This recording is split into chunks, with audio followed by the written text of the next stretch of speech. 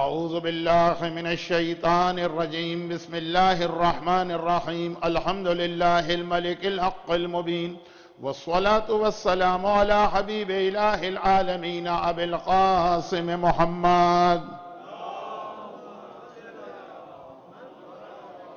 وآلہ الطیبین الطاہرین سیما علی بقیت اللہ فی الارضین وعجتہ علی العالمین اللہم عجل لہ الفرج اما بعد فقد قال اللہ عز وجل فی کتابہ المبین وقرآنہ المجید بسم اللہ الرحمن الرحیم هو الذي خلق من الماء بشرا فجعله نسبا وصهرا وقال ومرج البحرين يلتقيان بينهما برزخ لا يبغيان فبأي آلاء ربكما تكذبان يخرج منهما اللؤلؤ والمرجان.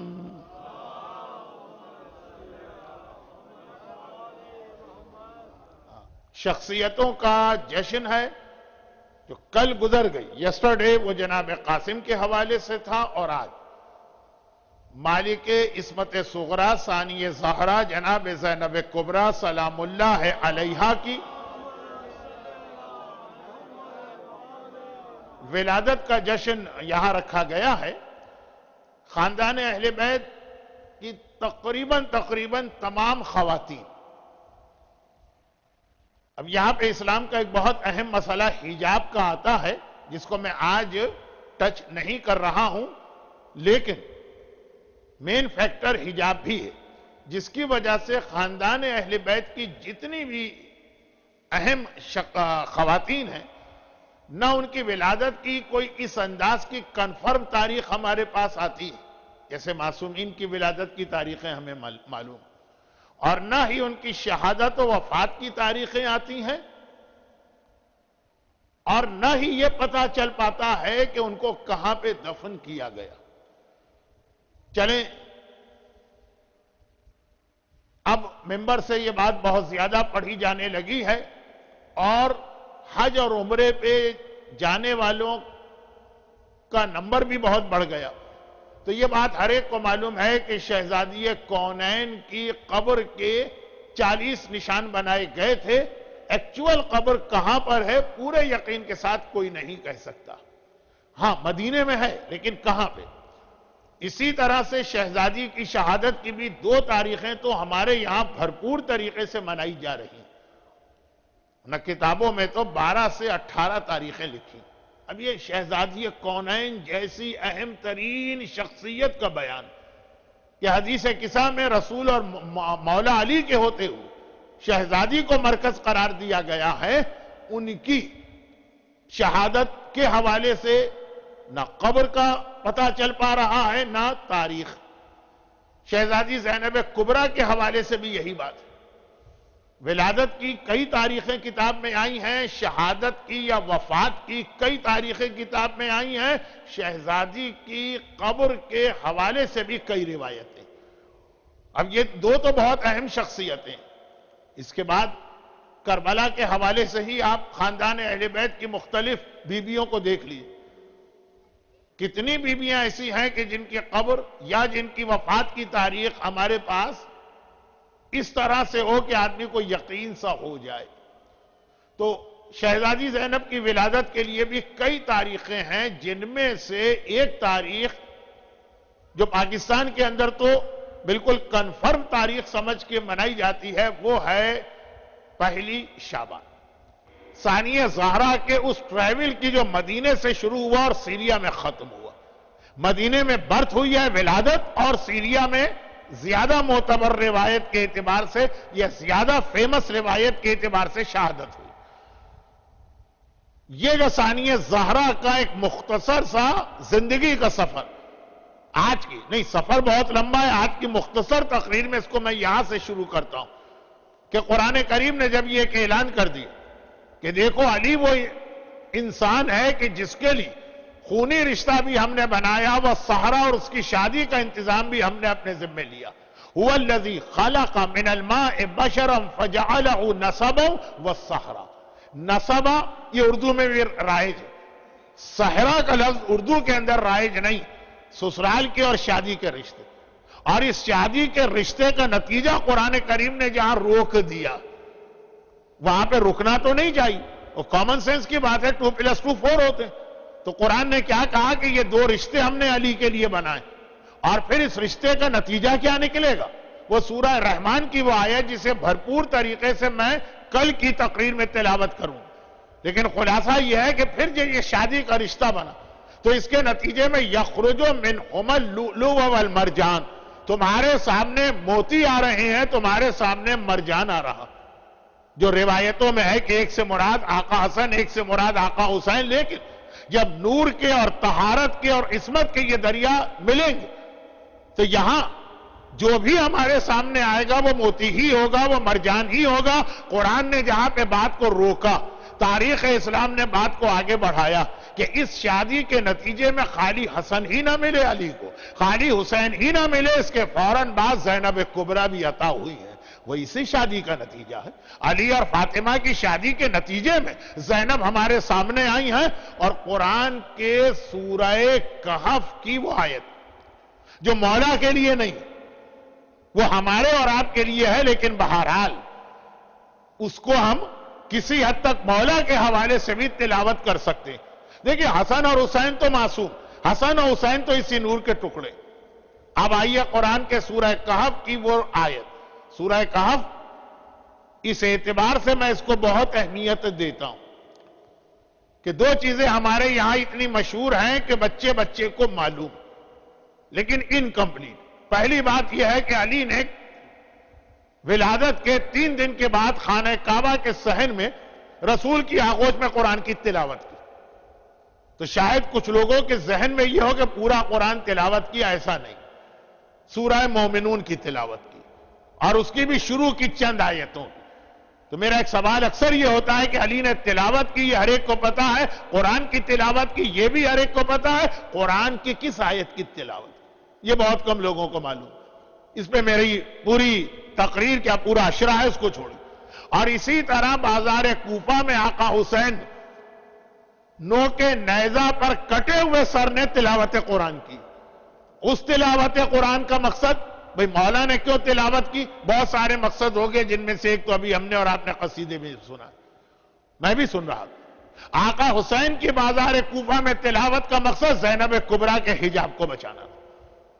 زینب کا ذکر ہے, حجاب کی بات آئے گی, لیکن مجھے معلوم ہے کہ بہرحال آج اتنی خواتین نہیں ہوں گی کہ جتنی ویکینڈ میں ہوں گی تو اس موضوع کو اس وقت کے لیے رکھا جائے. آج تو وہی آ رہی ہوں گی بیچاریاں جو آلریڈی حجاب کر رہی. لیکن زینب کبریٰ کے حجاب کو بچانے کے لیے آقا حسین نے بازار کوفہ جس سورہ کی تلاوت کی, وہ کون سا سورہ تلاوت قرآن کی, یہ ہر ایک کو معلوم ہے, اس کے اندر کسی دلیل کی ضرورت نہیں. لیکن کون سا سورہ تھا؟ سورہ کہف تھا.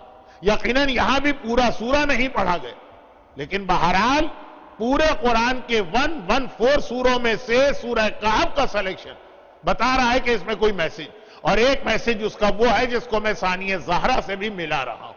اصل میں وہ ہمارے اور آپ کے لیے ہے, لیکن اصول جو قرآن بتا رہا وہ علی کے گھر کے لیے بھی. اور وہ کیا ہے؟ المال والبنون زینت الحیات الدنیا, لیکن والباقیات الصالحات خیر عند ربک ثواب و خیر عملا. خود آیت کے ترجمے میں ہی 2 منٹ گزر جائیں گے.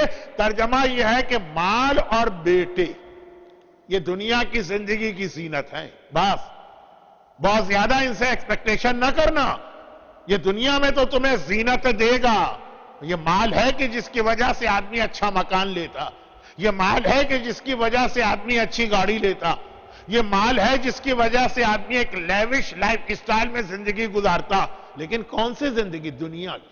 یہ قبر میں کام آنے والا نہیں ہے مال, یہ قیامت میں کام آنے والا نہیں ہے مال, یہ پل صراط پہ کام آنے والا نہیں ہے یہ مال. آ ہی گیا نا میں اپنے ٹاپک پر, چاہے ایک جملے کی شکل میں صحیح, لیکن تو قیامت اور پل صراط اور قبر نہ ہو تو میں کیسے نظر آؤں؟ تو یہ مال دنیا کی زندگی میں ہے, آخرت کے لیے بیکار ہے. کہیں کہیں کوئی خدیجہ طاہرہ کی سنت پہ چلے تو وہ الگ بات. والبنون, اور بیٹے. چلیں خیر, مجھے پریٹی شیور کہ امریکہ میں آ کر انڈیا اور پاکستان کے کلچر کو آپ اس طرح بھول گئے ہوں گے. لیکن بہرحال آپ آئے تو وہاں سے ہر ایک کو بیٹا چاہیے. کتنی بیچاری مظلوم عورتیں اس لیے ظلم ہوتا ہے ان پر کہ ان کے ہاں بیٹی کیوں پیدا ہو رہی. اب تو خیر انٹرنیٹ کا زمانہ ہے, گوگل کے سرچ انجن میں جائیے, کسی ڈاکٹر سے پوچھئے بیٹا ہو کہ بیٹی ہو, اس میں سارا قصور اور حصہ میڈیکلی مرد کا, عورت کا نہیں. وہ کروموسوم کا چکر میں چلانا نہیں چاہتا, ٹائم نہیں. لیکن کتنی عورتوں کو طلاق مل جاتی, کتنی عورتوں پہ ظلم و تشدد ہوتا. قرآن کہتا ہے کہ جو بیٹا بیٹا بیٹا چیختے پھر رہے ہو یہ بیکار, کام نہیں آئے گا تمہارے. بیٹا فقط دنیا کی زندگی کی زینت ہے. اور وہ بھی میں خاص اپنے ایسٹرن کلچر کے اعتبار سے بات کر رہا ہوں. ہر جگہ فخر سے بیٹے کو پیش کیا جاتا, یہ میرا بیٹا ڈاکٹر, یہ میرا بیٹا انجینئر, یہ میرا بیٹا آئی ٹی کا ماہر. یا پاکستان ہے تو یہ میرا بیٹا بیوروکریسی گریڈ 21, یہ میرا بیٹا فوج کے اندر 1 اسٹار جرنل. لیکن قرآن کہتا ہے کہ سب دنیا کی حد تک قبر میں یہ بیٹا تمہارے کام آئے گا. کام آ سکتا ہے لیکن نہیں آئے گا. وہ اپنی بیوی سے فرصت پائے تو پھر تمہاری جانب توجہ دے گا. کیا وہ انگریزی کی ایک کہاوت ہے کہ ڈاٹر ٹل لائف اور سن ٹل وائف, کہ جب تک کہ بیٹے کی شادی نہیں کی اس وقت. وہ انگریزی کا کوئی محاورہ ہے تو مجھے تو انگریزی آتی نہیں, لیکن یہ جو ٹل وائف ہے نا, کہ جب تک کہ اس کی بیوی نہیں آتی اس وقت تک تو پھر بھی آپ کی خدمت کر دے. قرآن میں یہی کہہ رہا ہے کہ دنیا کی زندگی کی بھی خالی زینت ہے, مددگار تو یہاں بھی نہیں ہے. والباقیات الصالحات, لیکن ہاں اللہ نے ایک ایسی نیکی رکھی ہے جو خیر عند ربک ثوابا, اس کا ثواب بھی زیادہ ہے, خیر عملا, ایکسپیکٹیشن بھی اسی سے ہے. وہی تمہاری ہیلپ کرے گی, وہی تمہاری مدد کرے گی دنیا میں بھی اور آخرت میں بھی. اب حدیث, چونکہ ٹائم نہیں ہے ورنہ تو میں اس آیت کو بہت ہی زیادہ, بہت ہی ایک انٹرسٹنگ اسٹائل کے اندر ایکسپلین کرتا ہوں. لیکن حدیث یہ کہ راوی نے کہا کہ مولا قرآن کہہ رہا ہے بیٹے جو ہیں ان سے ایکسپیکٹیشن نہ کرنا, باقیات الصالحات سے کرنا. واٹ از دا باقیات الصالحات؟ امام نے کہا بیٹی. بیٹی وہ ہے جو ہمیشہ رہنے والی نیکی ہے, اس کا ثواب بھی زیادہ ہے اور اسی سے تمہاری امید اور ایکسپیکٹیشن بھی ہونا چاہیے. آپ دیکھیں گے بھی بوڑھے والدین, ڈسیبلڈ والدین جو نرسنگ ہوم میں پھینکنے کے قابل ہے, بیٹا پھینک بھی دیتا ہے. بیٹی پھر بھی اپنے سسرال سے جنگ کر کے اپنے والدین کی آ کے خدمت کرتی ہے. لیکن آج کا موضوع بیٹا بیٹی نہیں ہے, آج کا موضوع صرف یہ ہے کہ قرآن کریم نے آیت کو وہاں روکا جہاں علی کے گھر میں بیٹے پیدا ہو گئے, اور سورہ کہف نے کہا کہ لیکن اصل میں اللہ کا گفٹ جو ہے وہ بیٹی ہوا کرتی ہے. اسی لیے حسن کی ولادت پہ یقیناً علی نے خوشی منائی, حسین کی ولادت پہ یقیناً علی نے خوشی منائی, لیکن آپ کو بھی ہسٹری میں زیادہ خوشی نظر آئے گی رسول خدا کی. ہاں جب زینب کبریٰ اس دنیا میں آ رہی ہے تب کوئی دیکھے کہ علی کی خوشی کیا ہے, تب کوئی دیکھے کہ زہرا کی خوشی کیا ہے. حسن و حسین تو پھر بھی اسی نور کا ٹکڑا, حسن و حسین نے تو آ کے اسی نور کو مکمل کیا.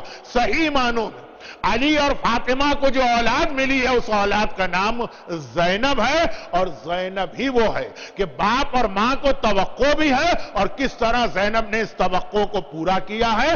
صرف اتنی سی بات جو آپ اکثر مجلسوں میں سنتے, لیکن آج ولادت کی محفل کی مناسبت سے دوبارہ سن لیجیے کہ زینب کبریٰ کا رول. ہر ایک کو پتا ہے کہ اسلام کو حسین نے بچایا, مگر خود حسین کو کس نے بچایا, خود حسین کے میسج کو کس نے بچایا. ذرا ایک کامن سینس کی بات ہے, میں 15 سے 20 منٹ میں ایکسپلین کرتا ہوں, آج میرے پاس اتنا ٹائم نہیں ہے, تو آپ کا کنسنٹریشن جتنا اب تک چلا آ رہا ہے بات میں بہت جلدی پہنچا دوں گا. ایک کامن سینس کی بات ہے, کچھ چیزیں لاجیکل بھی ہوتی. ایک کامن سینس کی بات میں دنیا والوں سے پوچھتا ہوں کہ دیکھیے ایک ایسی سٹوری ہے یا ایک ایسا ایونٹ ہے یا ایک ایسا واقعہ کہ جس کے وٹنس کوئی ہے ہی نہیں. مثلا وہ ایک ڈیزرٹ میں اور جنگل میں پیش آیا جیسے کربلا کا ڈیزرٹ, وہاں دور دور تک کوئی پاپولیشن یا کوئی آبادی نہیں, جتنے بھی آئی وٹنس تھے وہ سب کے سب شہید کر دیے گئے. اب جو بھی ہے وہ خالی یزید کی پارٹی, حسین کی طرف سے صرف ایک سجاد, سامنے جو ہے یزید. اور خالی ایسا بھی نہیں, پھر اس واقعے کو یزیدیت نے 1400 سال تک اپنے حساب سے انٹرپریٹ کیا, اور ہر وہ چیز کربلا کے اگینسٹ یوز کی گئی. میڈیا کربلا کے اگینسٹ یوز ہوا, جمعے کے خطبے کربلا کے اگینسٹ یوز ہوئے, مجتہدین اور علماء، ہمارے نہیں، یزیدیوں والا، ان کے فتوے کربلا کے اگینسٹ یوز ہوئے، خزانے کے منہ کھول دیے گئے، پیسہ پانی کی طرح بہایا گیا تاکہ کربلا کے واقعے کو چھپایا جائے، ہسٹری کو ٹویسٹ کیا گیا، کربلا کے خلاف کتابیں لکھی گئی۔ پاکستان کے جو لوگ، جو ایج گروپ میری مجلس میں آتا، لینگویج بیریئر کی وجہ سے یوتھ تو نہیں آتے ہیں تو بات سمجھ میں بھی آ جاتی، تو جو میرے سامنے آ رہا، آپ نے ریسنٹلی یعنی اپنی جوانی میں ضیاء الحق کا زمانہ دیکھا کہ جہاں صاف صاف چاہے شاہ بلیغ الدین ہو اور چاہے دوسرے لوگ ہو، پورے کربلا کے واقعے کا ڈینائل ہوا اور پورا میڈیا ساتھ میں، پوری گورنمنٹ ساتھ میں، اور یہ آج کی بات نہیں ہے، یہ یزید کے زمانے سے آج تک چلا رہا۔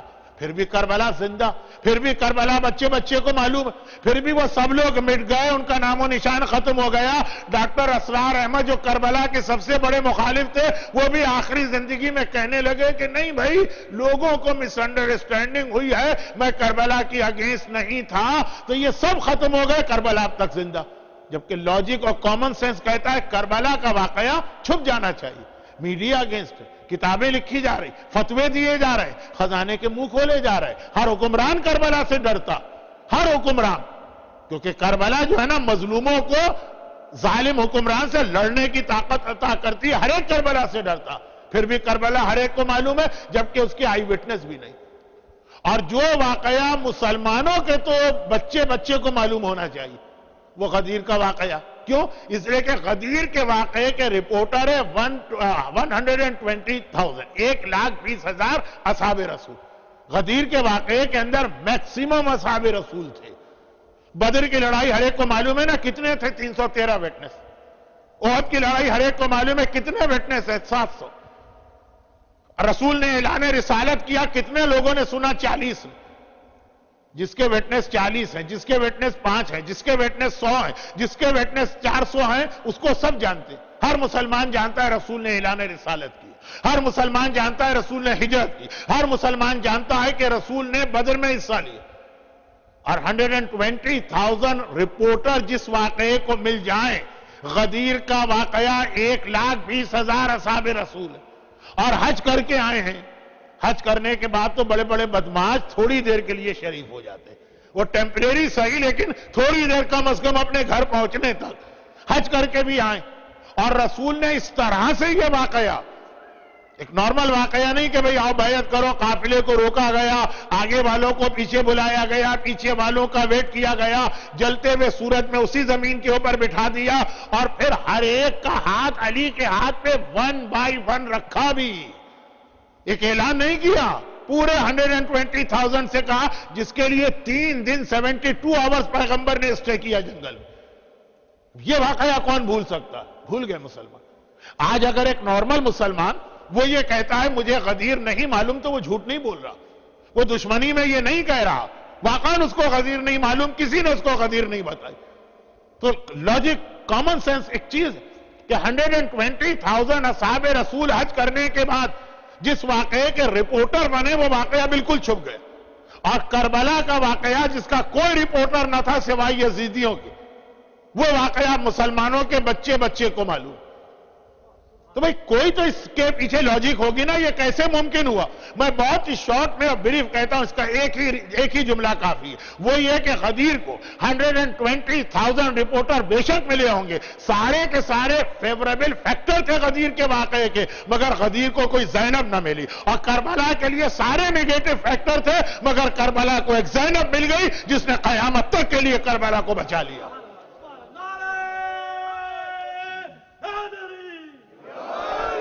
بتائیے اور کیا فرق ہے؟ غدیر کے پاس کوئی زینب نہ تھی، کربلا کو ایک زینب ملی جو بازاروں میں گئی، جو درباروں میں گئی، جو قید خانوں میں گئی، جو شہر شہر گئی، اور وہ بتایا کہ میرا ماجایا کیوں مارا گیا، کربلا کا مقصد کیا تھا۔ اب یہ تو ہم نے دوست بن کر بات کہی، لیکن دشمن بھی اس چیز کی گواہی دیتا، دشمن بھی۔ اب دشمن مثلا صدام، بہت مشہور صدام کا جملہ ہے، لیکن چونکہ بہت شارٹ ہے اس لیے میں اس کو ریپیٹ کر رہا ہوں، ورنہ 45 منٹ کی سپیچ میں پرانی اور سنی ہوئی باتیں دہرانا اچھا نہیں لگتا۔ بہت ہی مشہور جملہ یہ، چونکہ میں یہ چاہتا ہوں کہ ہمارے بچے اور نوجوان یہ سمجھے کہ ایسا نہیں ہے کہ اسلام میں ساری چیزیں 1000 سال پرانی، اب تک کرنٹ افیئر بات سیریا سے شروع کی، صدام ہمارے زمانے کا دشمن.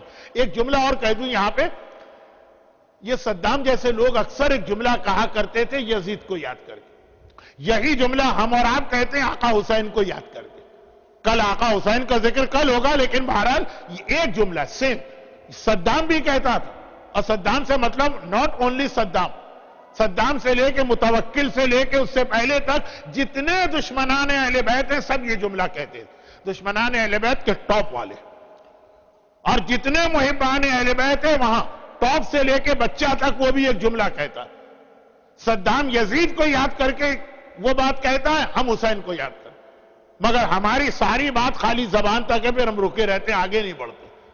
اور یہ لوگ جملہ کہتے ہیں پھر اس کے حساب سے عمل بھی کرتے ہیں. وہ کیا جملہ؟ فَيَا لَيْتَنِي كُنْتُ مَعَكُمْ. ہم بھی آقا حسین کو یاد کر کے کہتے ہیں کاش آقا حسین میں آپ کے ساتھ ہوتا. بھئی یہ کہتے ہیں اور اپنی جگہ چپ رہتے ہیں. بھئی کیا مطلب اس کا آپ کے ساتھ ہوتا؟ اگر آپ کے ساتھ ہوتا اس کا مطلب یہ کہ مجھے اپنی عورتوں کو حجاب کرانا ہوتا. یہ جو بیوٹی پارلر سے تیار ہو کے ہماری خواتین آتی ہیں، کہ کربلا میں زینب کبریٰ کے ٹینٹ میں جگہ تھی ان کے لیے.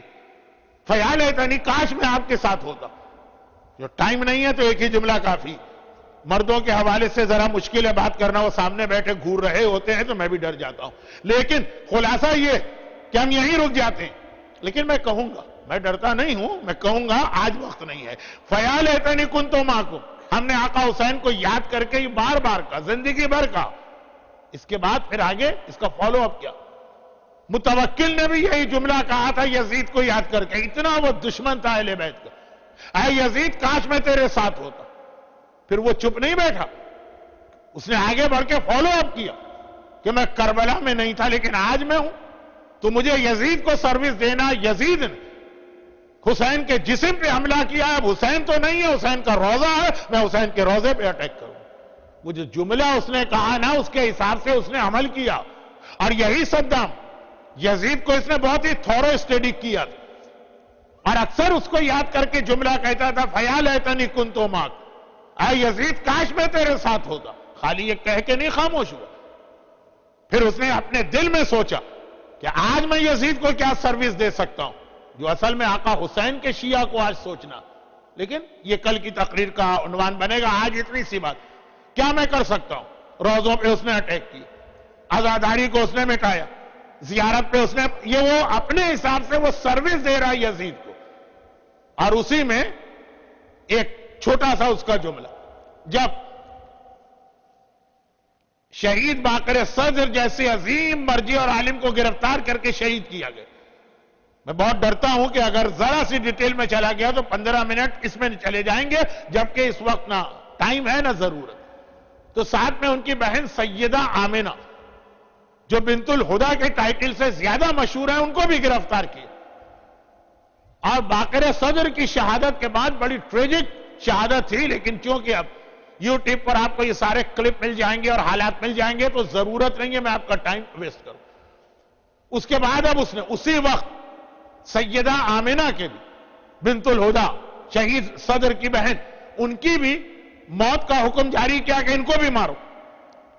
تو کسی نے مشورہ دیا، یہ ارلی 80s کی بات، جب حالات دنیا کے بہرحال پھر بھی ایسے تھے کہ ہیومن رائٹس کے نام پر دشمنوں کو بھی ہمارے فیور میں بولنا پڑتا تھا. لوگوں نے کہا، اس کے ساتھیوں نے جو اس کے رائٹ لیفٹ بیٹھنے والے، کہ دیکھو یہ غلطی نہ کرو. عورت کی شہادت، عورت کو اس انداز سے قتل کرنا ایک بڑا ایشو بن جائے. ہمارے اپنے جو فیور والے، جو بڑے بڑے ہم کو سپورٹ کرنے والے، وہ بھی اس مسئلے میں ہم کو سپورٹ نہیں کریں. ایسا کیوں نہیں کرتے ہو کہ اگر تم کو ان سے ڈر لگ رہا ہے تو ان کو جیل میں ڈال دو. ایکس ٹیمپو صدام کی زبان پہ ایک جملہ ہے. اس نے کہا کہ کیا تم چاہتے ہو میں وہی غلطی کروں جو یزید کر چکا، کہ بھائی کو شہید کیا، بہن کو شہید نہ کیا، جیل میں ڈال دیا. اس جیل میں بیٹھ کے زینب نے وہ جہاد کیا کہ قیامت تک کے لیے نام یزید داخل دشنام ہو گیا. یہ صدام کہہ رہا ہے کہ میں وہ غلطی نہیں ریپیٹ کروں گا. بھائی کو شہید کر کے بہن کو زندہ چھوڑنا، چاہے وہ جیل ہی میں کیوں نہ ہو، چاہے وہ ایسی سخت جیل ہی کیوں نہ ہو جو یزید کی تھی، جہاں سے کوئی زندہ نہیں نکلتا، پھر بھی زینب کبریٰ نے اس جیل میں بیٹھ کر اتنا بڑا ریولوشن اور انقلاب برپا کیا. یہ دشمن کہہ رہا. ادھر غدیر اور کربلا کو ہم کمپیئر کرتے ہیں تو ہمارا ایمان کہتا کہ زینب نے کتنا اہم رول پلے کیا ہے، اور یہیں پر ہمارے سامنے ایک بہت ہی اہم آبجیکشن ہوتا ہے اسلام پر، اس کے حوالے سے ایک بات آ جاتی۔ جب ہم لوگ حجاب پر زیادہ مجلسیں پڑھتے ہیں، جب ہم لوگ مکس گیدرنگ کو کنڈیم کرنے پر، ہماری برتھ ڈے مکس گیدرنگ ہوتی ہے، ہمارے ہاں شادی مکس گیدرنگ ہوتی ہے، ہمارے ہاں حتیٰ 22 رجب کی نیاز مکس گیدرنگ ہوتی ہے، تو جب اس کے خلاف مجلسیں پڑھی جاتی، تو ایک سوال اکثر لوگ کرتے ہیں کہ مولانا یہ 1400 سال پہلے یا 100 سال پہلے نہیں، یہ 21 سینچری کا شکاگو، یہ 21 سینچری کا مثلا نیو یارک ہے یا ٹورنٹو ہے یا ٹوکیو ہے یا سڈنی، آپ ہمیں کنویں کا مینڈک بنانا چاہتے ہیں۔ آج کی life survival of the fittest کی لائف ہے، جیسی عورت کی ٹریننگ آپ اپنی مجلسوں میں بتاتے ہیں کہ وہ حجاب کرے، وہ بغیر ضرورت گھر سے باہر نہ نکلے، اگرچہ ہم یہ نہیں کہتے ہیں، لیکن حجاب اور مکس گیدرنگ، تو ایسی عورت آج سروائیو نہیں کرے گی، وہ بیچاری گھر میں بیٹھنے والی تو اتنی سمپل ہو جائے گی جیسے پاکستان میں پہلے 100 سال پہلے ہوتی، کیا کہتے تھے، اللہ میاں کی گائے، گائے جب سینگ مارتی ہے تو دیکھا کریں، لیکن خیر وہ تو آپ ہمارے گھر کی سٹوری ہے۔ ابھی تو ہم بات کر رہے ہیں ان جنرل، جو لڑکی مکس گیدرنگ میں نہ آئے، کوئی ایجوکیشن میں تعلیم حاصل نہ کرے، سیلف کانفیڈنس کھو دیتی، اس کو بولنا نہیں آئے گا، جب کبھی نامحرم سے بات کرنا پڑے گی تو یہ اس کے لیے پاسبل نہیں ہوگا، اور آج کی زندگی میں قدم قدم پہ اس کو گھر سے نکلنا۔ میں نے کہا غلط ہے، یہ آپ کی ٹریننگ کی غلطی تو ہو سکتی ہے، لیکن اسلام میں حجاب کا یہ کنسپٹ ہی نہیں کہ عورت گھر سے نکلے تو دونوں طرف پردے لگائے جائیں، اور سواری میں بیٹھنے تک دونوں طرف پردے ہوں، سواری میں عورت جو پہلے زمانے میں وہ ڈولی وولی ہوتی تھی اس میں پتھر بھی رکھو تاکہ اٹھانے والوں کو پتہ بھی نہ چلے کہ ویٹ کیا، لیکن یہ اسلام نہیں ہے۔ جو اسلام ہے وہ صرف پراپر حجاب اور مکس گیدرنگ کو اوائڈ کرنا۔ لیکن میں کہتا ہوں جیسے آپ بات کر رہے ہیں زینب کبریٰ کی سیرت، اس کا جواب ہماری اور آپ کی عورتوں کے لیے اسلام نے اتنا اسٹرکٹ حجاب نہیں رکھا۔ زینب کبریٰ نے اتنا اسٹرکٹ حجاب اپنے آپ پر خود سے واجب کر لیا۔ کچھ چیزیں ایسی ہیں جو اللہ نے واجب نہیں کی۔ علی کے بارے میں کہا جاتا ہے زندگی بھر کبھی گندم نہیں کھایا، اللہ نے حرام نہیں کیا ہے گندم کو، لیکن آدم کے واقعے کی وجہ سے علی نے خود کہا کہ نہیں، جو چیز وہاں منع آ گئی چاہے ان کے لیے ہو، میں بھی اس کو چھوڑ رہا ہوں۔ زینب کبریٰ کے لیے وہ حجاب نہیں ہے جو ہماری اور آپ کی عورت کے لیے۔ حکم تو وہی ایک حکم ہے کہ اگر حجاب ہو تو گھر سے نکل سکتے، لیکن زینب جتنا اللہ نے نہیں کہا اس سے زیادہ کا حجاب کر رہی، ساری زندگی اس طرح گھر میں بیٹھی کہ اب تو ماشاءاللہ زیارت کا راستہ کھل گیا ہے اور لوگ زیارت پہ جا بھی رہے ہیں۔ قاہرہ نہیں جا رہا اس لیے کہ ایک تو لیک آف نالج ہے، اور پھر وہ زیارتیں بہرحال کربلا کے برابر تو امپورٹنس نہیں رکھتی، لیکن کربلا جیسے ہی راستہ کھلا مومنین جا رہے ہیں۔ کوفے کی مسجد کے پیچھے آپ مولا علی کا گھر بھی دیکھ کے آتے ہیں، اور میں یہ بتا دوں کہ یہ گھر اب تو پھر بھی رینوویٹ کیا گیا۔ جب میں نے فرسٹ ٹائم دیکھا تھا اتنا چھوٹا گھر تھا، اس گھر کے اندر اس چھوٹے سے گھر میں علی کی 16 بیٹیاں رہتی اور علی کی 12 بیویاں، 12 ایک ساتھ تو نہیں تھے لیکن 8 سے 10 تو تھی، تقریباً 30 کے قریب لیڈیز اس چھوٹے سے گھر میں رہتی، اور بالکل برابر کا گھر ایک یہودی کا تھا، بالکل دیوار ملا ہوا، پرانے زمانے کے گھر دیوار ملے ہوئے۔ وہ کہتا ہے میں 2 سال علی کے پڑوس میں رہا، 2 سال، اور 2 سال مجھے ایسا لگا اس پورے گھر میں ایک عورت بھی نہیں، نہ کسی کی آواز میرے کان تک آئی، نہ کبھی کسی کو حجاب کے ساتھ بھی گھر سے باہر نکلتے نہیں دیکھا۔ اگر کسی ضروری کام سے علی زینب کو لے جاتے ہیں تو مڈ نائٹ آدھی رات کو جاتے ہیں، اور جب مدینے لے جاتے ہیں ماں کی قبر کی زیارت کرا کے واپس لاتے ہیں تو آدھی رات کو واپس لاتے ہیں۔ یہ حجاب ہماری عورت کے لیے واجب نہیں۔ اب میں انڈیا اور پاکستان، بلکہ انڈیا کا بھی نہیں پتا، پاکستان کی لینگویج میں بات کر رہا ہوں، یہاں کی لینگویج مجھے معلوم ہے کہ الگ۔ وہ یہ ہے کہ ہمارے یہاں کوئی بھی ایگزامینیشن ہوتا ہے، پیپر کے 100 مارکس ہوتے ہیں، 33 پاسنگ ہوتے ہیں۔ اہل بیت اطہار کا طریقہ یاد رکھیے گا کہ ہم سے کہتے ہیں خالی 33 پاسنگ مارک لے لو، 30 بھی لے لو تو ہم پاس کرا دیں گے، اور خود 100 میں سے 100 کے اوپر عمل کیا کرتے ہیں۔ جتنا اللہ نے واجب نہیں کیا اس سے زیادہ پہ عمل کرتے ہیں، اور ہم سے کہتے ہیں مختصر عمل۔ زینب کبریٰ کا حجاب یہ واجب نہیں ہے، مستحب ضرور، زینب کبھی گھر سے باہر نہیں نکلی، زینب نے کسی نامحرم سے کبھی بات نہیں کی ہے، زینب کی آواز کبھی کسی نامحرم کے کان میں نہیں گئی ہے، لیکن جب ضرورت پڑی اور ایک بار بازار کوفہ میں خطبہ دینا پڑا اور ایک بار دربار شام میں خطبہ دینا پڑا۔ مجمع کون سا ہے؟ بڑا ہوسٹائل مجمع ہے، مخالف مجمع۔ محبت کرنے والے مجمع میں بھی پہلی اسپیچ جس کو دینا پڑے اس سے پوچھیے۔ آسان نہیں ہے اسپیچ دینا، ٹانگیں کانپتی، زبان لڑکھڑاتی ہے۔ مردوں کی میں بات کر رہا ہوں جو ساری زندگی گپ شپ کے بک بک کے عادی ہیں، مسجد تک کے اندر، وضو خانے تک میں، امام باڑے تک میں ان کی زبان نہیں رکتی، بولنے کے عادی، لیکن کراؤڈ کے سامنے بولنا یہ بہت بڑا مسئلہ۔ فرسٹ ٹائم زینب کبریٰ فرسٹ ٹائم خطاب کر رہی، گھر میں بیٹھنے والی عورت ہے، اور ایسے مجمع کے سامنے جو دشمنوں کا مجمع ہے، جو ہوسٹائل مجمع ہے، جو زینب کے خلاف اس وقت کلیپنگ بھی کر رہا، نعرے بھی لگا رہا، لیکن اب دیکھیے زینب کا انداز، نہ کبھی آواز میں لڑکھڑاہٹ ملے گی، نہ کبھی آپ کو گفتگو سیکوینس سے ہٹ کے نظر آئے گی، نہ کچھ ایسا لگے گا کہ مینٹلی کسی ٹینشن میں ہے۔ کیا خطبہ دیا کہ نابینا اصحاب رسول کہنے لگے کہ علی تو 20 سال پہلے انتقال کر گئے تھے، دوبارہ علی کیسے آ گئے؟ کہا تمہیں کس نے بتایا علی آ گئے؟ تمہیں کس نے بتایا علی آ گئے؟ کہا کہ جو تقریر میں سن رہا ہوں یہ تو مسجد کوفہ میں ممبر سلونی پہ سنا کرتا تھا، وہی جملے، وہی اسٹائل، وہی میٹر، وہی انداز۔ یہ دربار، یہ بازار کوفہ، اور وہ دربار شام ہے جہاں ایک سے ایک وی آئی پیز بیٹھے ہیں، وزیر بھی ہیں، سفیر بھی ہیں، فوجی بھی ہیں، باہر کے ایمبیسیڈر بھی ہیں، اور یزید اپنی شو آف پاور کر رہا، اپنی فوج کو لے کے سامنے آیا۔ زینب کا خطبہ دیکھی تو اب گھر میں بیٹھ کر حجاب کی عالم میں زندگی گزارنے سے عورت اس انداز کی نہیں بنتی ہے جتنا لوگ شو کرنے کی کوشش کرتے ہیں۔ زینب کبریٰ کی سیرت ایک پیغام ہے کہ زینب کبریٰ یہ میسیج ہے کہ حجاب میں رہ کر بھی عورت بڑے سے بڑا ریولیوشن لا سکتی ہے، حجاب میں رہ کر بھی عورت اس طرح سے معاشرے کو چینج کر سکتی ہے۔ تو حجاب نہ کرنے کے لیے کوئی اور ایکسکیوز ڈھونڈیے، یہ والا ایکسکیوز لے کے نہ آئیے کہ اگر حجاب نہ ہو اور یہ کوئی ایجوکیشن اور مکس گیدرنگ کا پرابلم اگر ہم اس طرح فالو کریں تو ہماری بچیاں بہت ویک رہ جائیں گی، ہماری بچیاں اپنے کانفیڈنس کھو دیں گی۔ زینب کی سیرت، ٹائم کم، باتیں بہت ساری ہیں، زینب کی سیرت کے حوالے سے جو سب سے اہم بات مجھے آج کہہ کے ختم کرنا ہے، اسی سے کنیکشن ملے گا کل کی گفتگو کا، اور وہ یہ، ویسے میرا ارادہ تھا کہ یہ 5 اسپیچز میں مختصر 5 شادیوں کا ذکر بھی کروں گا، تو آج جناب زینب کبریٰ کی شادی کے حوالے سے بات کرنا تھی، لیکن اب وقت نہیں رہا ہے، تو انشاءاللہ زینب کبریٰ کی شادی میں ایک امپورٹنٹ میسج ہے، ریمیننگ 3 اسپیچز میں کہیں پہ اس کا ذکر آئے گا۔ آج تو آخری بات یہ کہ زینب کبریٰ کی یہ ساری کیریکٹرسٹک اور کوالٹیز اپنی جگہ، زینب کا نام زینب جو رکھا گیا تو ایک وجہ یہ بتائیے کہ جب زینب کی ولادت ہوئی 1 شعبان 4 ہجرہ، تو اللہ کے رسول اپنے طریقے کے حساب سے نماز فجر پڑھا کے بیٹی کے حجرے میں روزانہ آتے، ڈیلی وزٹ کرتے، حجرے میں داخل ہوئے، فاطمہ کو بڑا خوش پایا، بیٹی کیا بات ہے؟ کہا بابا اللہ نے آج مجھے بیٹی جیسی رحمت دی۔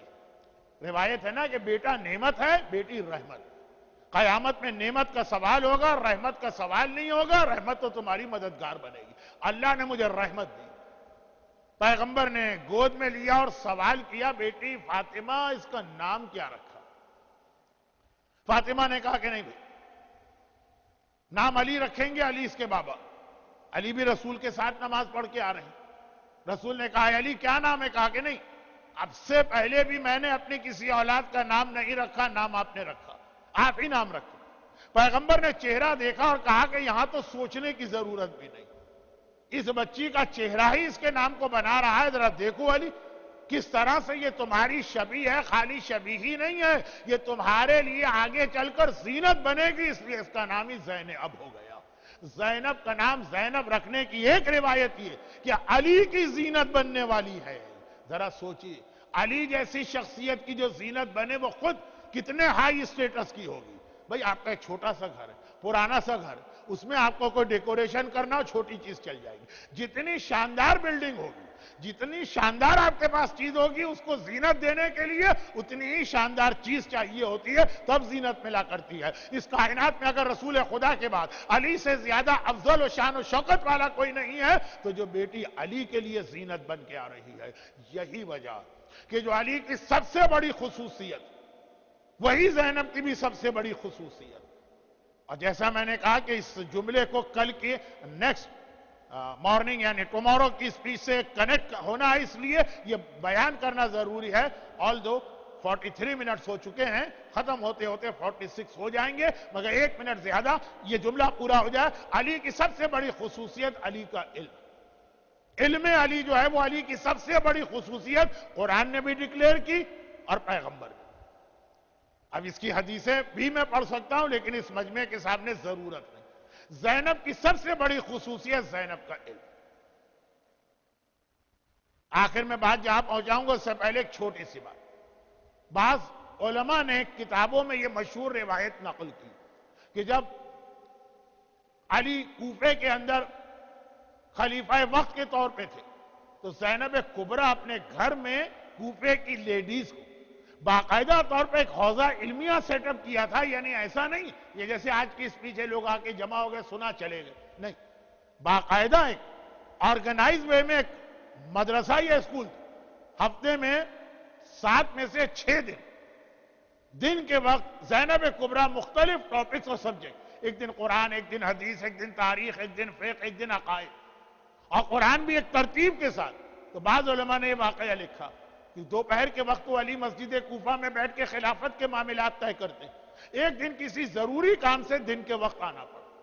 دیکھا گھر بھرا ہوا، 4000 سے زیادہ عورتیں اس درس میں شریک ہوتی. زینب کبریٰ درس اسٹارٹ کرنے والی ہیں. علی بیٹی مجھے اپنے حجرے تک جانا ایک کام ہے. گئے، باہر آنے لگے، زینب نے روک دی. کہا بابا میری خوش قسمتی کہ آج اس وقت آپ یہاں تشریف لے آئے. باب مدینۃ العلم ہے، میرا دل چاہتا ہے کہ آج کی ایک کلاس 2 منٹ کے لیے صحیح، 3 منٹ کے لیے صحیح، آج آپ یہ کلاس کنڈکٹ کریں. میرے مولا مسکرائے. کہا بیٹی جو خلافت کی ذمہ داری میں نے اٹھائی ہے اس کی وہ مجھے روک رہی ہے، مجھے مسجد میں جانا ضروری. بیٹی نے کہا نہیں بابا چلے صرف ایک آیت کی تفسیر کر دیں. آج تفسیر قرآن کا دن. یہ واقعے کے اندر بہت سارے میسیج بہت آرگنائز طریقے سے زینب کے گھر میں کلاسز ہوتی ہیں اور ایک ترتیب سے قرآن پڑھایا جا رہا ہے. تو علی نے مسکرا کے کہا کہ بیٹی کہاں تک تفسیر قرآن پہنچی؟ کہا بابا لاسٹ ویک میں ایک دن قرآن ہوتا ہے، لاسٹ ویک ہم نے 18ویں سورے کو کمپلیٹ کیا، وہی سورہ کہف، اسے کمپلیٹ کیا. آج سورہ نمبر 19 سورہ مریم شروع ہونے والا ہے. کہا میں اس کی پہلی آیت کی تفسیر تمہاری یہ اسٹوڈنٹ ان کے سامنے کر رہا ہوں.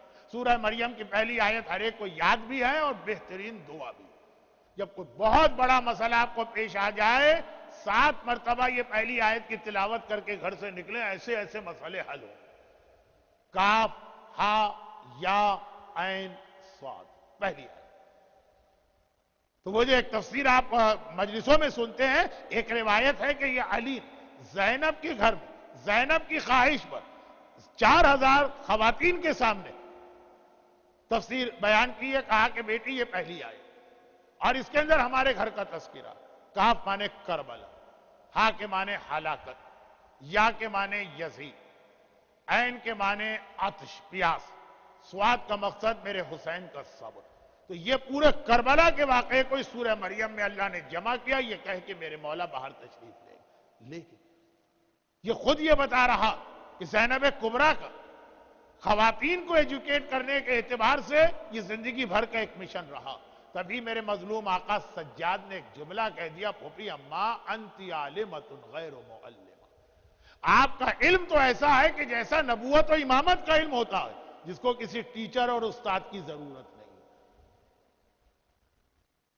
یہ صرف نبوت اور امامت کے علم کی خاصیت ہے کہ بغیر استاد کے ڈائریکٹ اللہ کی جانب سے وہ ڈیوائن نالج ملا کرتی. سجاد امام معصوم یہ ارشاد فرما رہا. اور ایک جملہ جس پہ مجھے 10 منٹ لینا تھے، اب 10 منٹ تو نہ رہے 10 سیکنڈ. جس طرح ہمیں اور آپ کو یہ معلوم ہے کہ جب تک کہ فاطمہ کو آپ شامل نہ کریں گے رسالت مکمل نہیں ہوگی، کیونکہ رسول رول ماڈل. تو خواتین کی ذمہ داریاں شہزادی بتاتی ہے، شہزادی فاطمہ رسالت رسول کو مکمل کرنے والی. اسی طرح جب تک کہ زینب کو نہیں ملائیں گے امامت مکمل نہیں ہوگی. امامت بھی تو ایک رول ماڈل ہے. تو امامت کی وہ ذمہ داریاں جو لیڈیز سے ریلیٹڈ ہیں، فاطمہ رسالت کو مکمل کرنے والی کا نام ہے، زینب امامت کو مکمل کرنے والی کا نام. اور انہی زینب کبریٰ کی ولادت کی خوشی ہے تو ہم اس موقع کو ہاتھ سے نہیں جانے دیں گے. زینب کی ولادت کی خوشی کے حوالے سے اہل بیت خوش ہیں اور ان کی خوشی میں خدا خوش ہے. سب کچھ خدا سے مانگ لیں گے. پروردگارہ تجھے واسطہ زینب کے نانا رسول خدا کی خوشی کا، تجھے واسطہ زینب کے بابا جن کے لیے زینت بن کے یہ بیٹی آ رہی ہے علی مرتضیٰ کی خوشی کا، تجھے واسطہ زینب کی ماں فاطمہ زہرا کی خوشی کا، تجھے واسطہ زینب کے بھائی حسن اور زینب کے بھائی حسین کی خوشی کا. زینب کبریٰ کی اس ولادت کی خوشی کی مناسبت دنیا بھر کے صاحبان ایمان کو ساری خوشیاں نصیب فرما. وہ جس آفت و مصیبت و پریشانی میں ہو، چاہے وہ کوئی روزی کا مسئلہ ہو، چاہے کہیں ویزے کا مسئلہ ہو، چاہے کہیں اولاد نہ ہونے کا مسئلہ ہو، اور کہیں اولاد ہو گئی ہے مگر نافرمان ہے وہ مسئلہ ہو، کہیں بیماری کا مسئلہ ہو، خدا بندہ اس ولادت کی خوشی کی مناسبت سے صاحبان ایمان کی یہ تمام پریشانیاں دور فرما. اور خاص طور پر زینب اور زینب کے خاندان کی محبت کی وجہ سے جو صاحبان ایمان ظالموں کے ظلم کا نشانہ بن رہے ہیں، چاہے وہ بحرین ہو، چاہے وہ سعودی عرب ہو جہاں کے حالات تو آ بھی نہیں رہے، اور چاہے وہ سیریا اور شام، اور چاہے وہ افغانستان ہو، چاہے پاکستان، کراچی سے کوئٹہ، کوئٹہ سے ڈیرہ اسماعیل خان، وہاں سے پارا چنار، وہاں سے بلتستان، وہاں سے گلگت. خدا بندہ ان تمام صاحبان ایمان پہ ظلم کرنے والے کو یزید کی طرح سے ہمیشہ ہمیشہ کے لیے نیست و نابود فرما. خدا بندہ یہ خوشی خالی ہم تک نہ رہے، اس خوشی کو ہمارے مرحومین تک پہنچانے کے لیے ہمارے تمام مرحومین، خاص طور پہ جو آج کی مجلس کا تبرک جن کی جانب سے ہے، ان کے مرحوم والدین اور خاندان کے دیگر تمام مرحومین اور حاضرین محفل، خواتین اور حضرات کے خاندان کے تمام مرحومین کو اعلی علیین میں پنجتن پاک کے ہردہ معصومین زینب کبریٰ اور ان کے خانوادے سے ملحق فرما. اور خدا بندہ ہماری ہر خوشی پھیکی رہتی ہے کیونکہ ہمارا آقا، ہمارا وارث، ہمارا ولی، ہمارا سرپرست پردہ غیبت میں ہے. ولادت زینب کی خوشی کو مکمل کرنے کے لیے امام زمانہ کے ظہور میں تعجیل فرما. ربنا تقبل منا انک انت السمیع العلیم. اللجن یا مولا اللجن